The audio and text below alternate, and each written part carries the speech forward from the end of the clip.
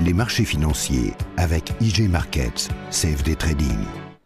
Bienvenue pour ce premier point boursier de l'année, mais laissez-moi tout d'abord vous souhaiter une excellente année boursière 2011. On commence avec l'indice CAC 40 et le marché des actions français qui a vu une fin d'année en légère consolidation.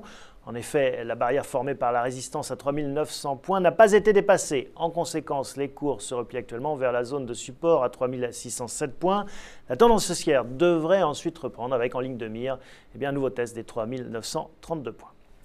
Sur le Forex, la monnaie unique est toujours dans une tendance légèrement haussière face au billet vert, comme le montre le support ascendant. La récente consolidation sur le support de court terme situé à 1,302 $ permet un rebond et potentiellement la formation d'un double creux.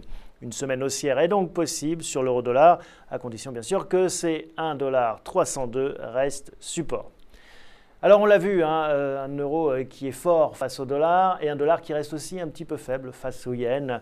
Le dollar serait donc faible contre la devise européenne, mais il semblerait que sa configuration technique contre le yen soit tout aussi problématique. La tendance est déjà baissière depuis de nombreux mois, comme le montre la résistance descendante. Récemment, un petit double sommet s'est formé, 84 yens 31.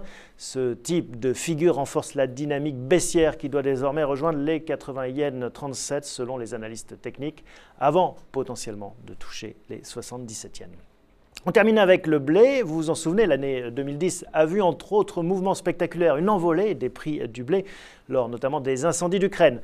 Un sommet des prix s'est formé en août avec une longue consolidation horizontale. Une nouvelle crise pourrait apparaître puisque les prix forment de nouveaux sommets depuis quelques semaines.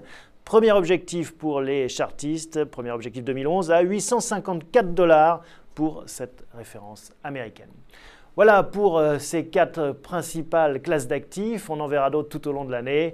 Je vous souhaite en attendant une très bonne séance boursière.